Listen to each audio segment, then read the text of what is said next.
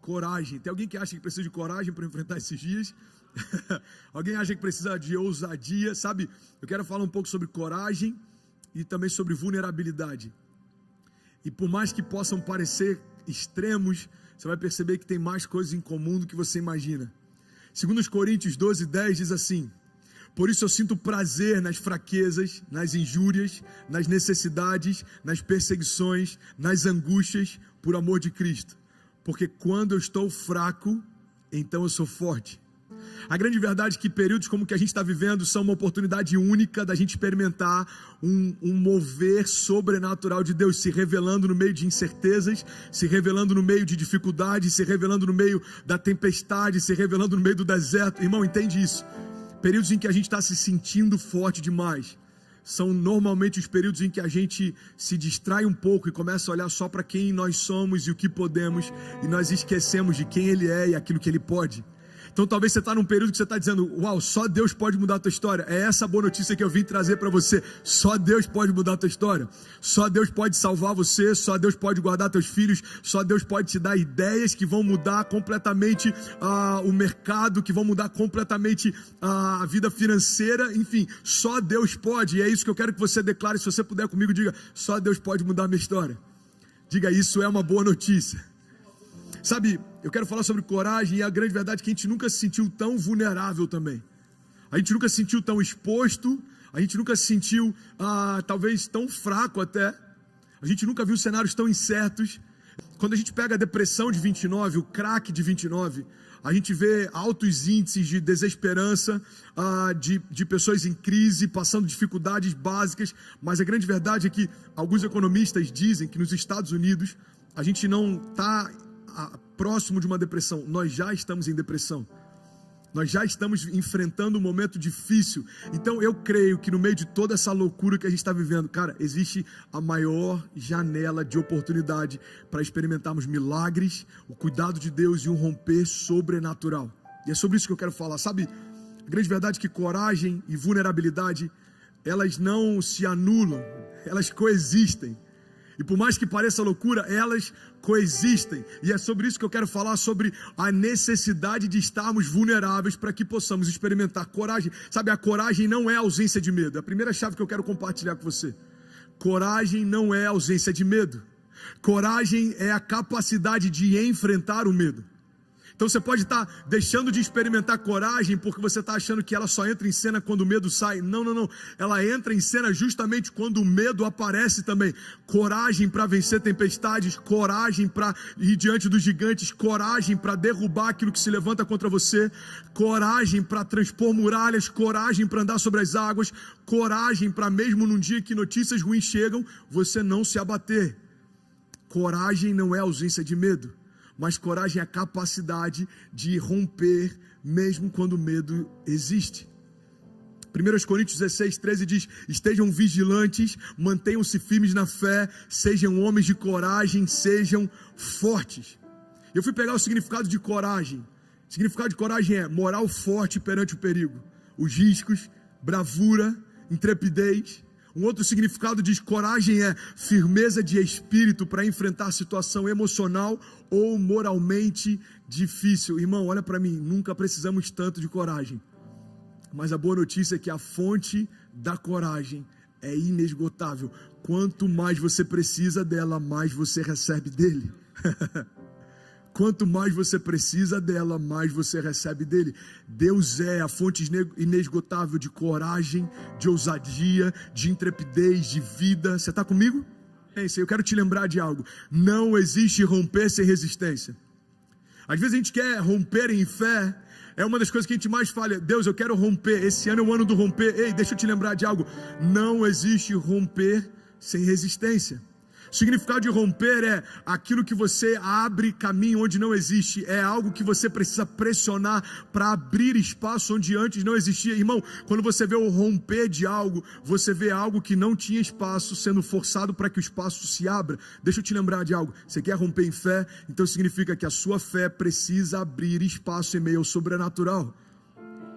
Você quer romper em fé? Você quer romper financeiramente? Sabe o que significa romper financeiramente? Significa não há espaço para crescer, mas a minha fé vai abrir espaços aonde não existe. O meu Deus vai abrir portas aonde não existe. O meu Deus vai construir caminhos onde não existem.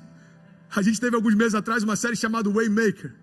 Um Deus que constrói caminhos, um Deus que mantém vivas as promessas. E é esse o Deus que nós servimos. Pastor, é muito bonito o que você está falando, mas eu não vejo o caminho. Então, é exatamente aí que Deus quer se revelar.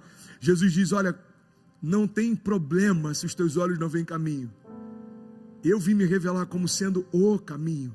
Eu sou o caminho, a verdade e a vida, e ninguém vai ao Pai se não for através de mim. Jesus está dizendo aí, eu sou tudo que você precisa.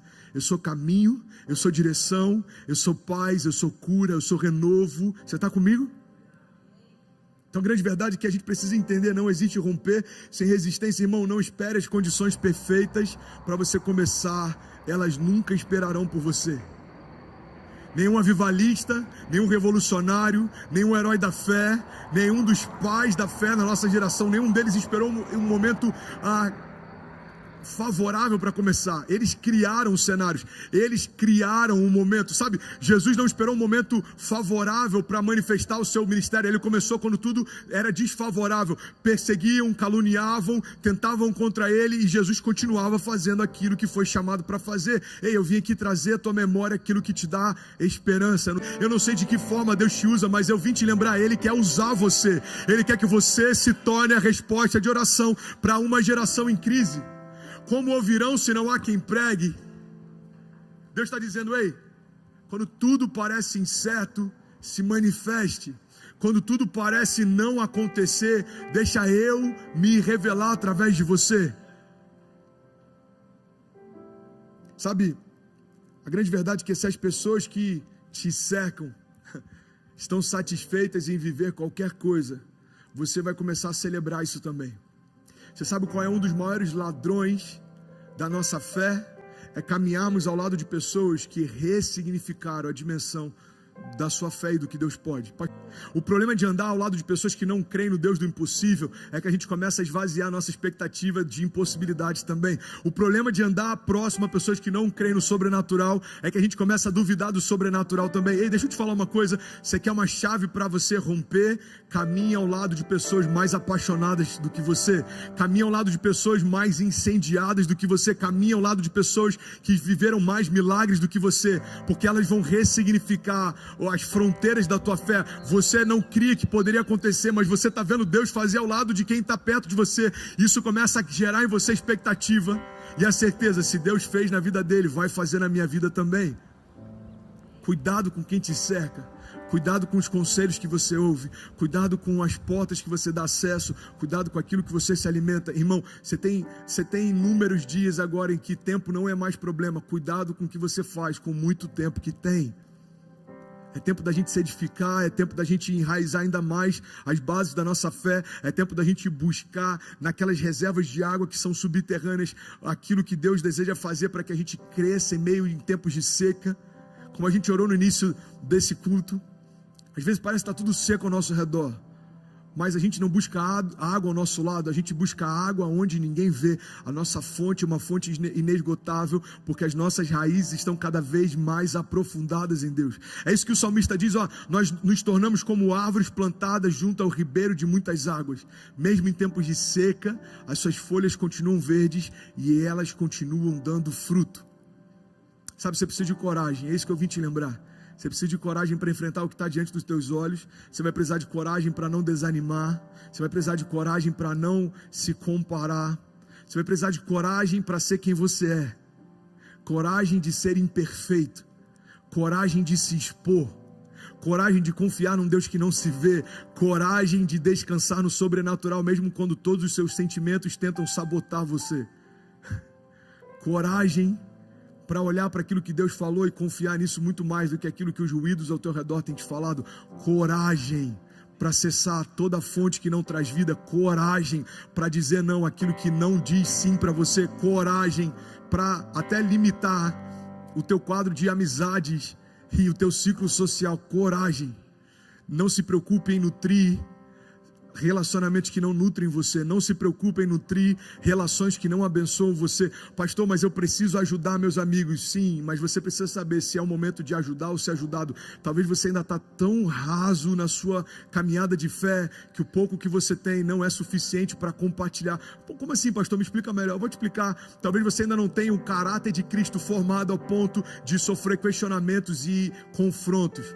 Então a gente precisa entender, como Eclesiastes 3 diz, existe um tempo determinado para todo propósito debaixo dos céus. Existe tempo de abraçar e existe tempo de se afastar. Eu lembro que no início da minha caminhada eu entendi que se eu não rompesse com tudo aquilo que eu conhecia, eu não conseguiria conhecer o novo de Deus. Eu precisei ressignificar amizades, contextos, cenários. Eu precisei ressignificar até geografia. Então hoje eu posso voltar aonde eu morava, eu posso circular aonde eu circulava, e isso não afeta mais quem eu sou. Por quê? Porque eu não sou mais quem eu era. Então a gente precisa entender, as palavras que eu tenho ouvido têm trazido paz ou têm me abatido? Irmão, deixa eu te dar um conselho. Eu já falei isso inúmeras vezes, mas talvez para alguém é a primeira vez que você está ouvindo. Não faça das suas crises o seu devocional. Deixa eu te falar uma coisa, Deus sempre ressignificou a partir do caos, e ainda mais, Deus sempre se manifestou em meio ao caos. É Deus falando: ei, não se preocupa se os cenários são adversos, eu vou livrar você no meio deles também.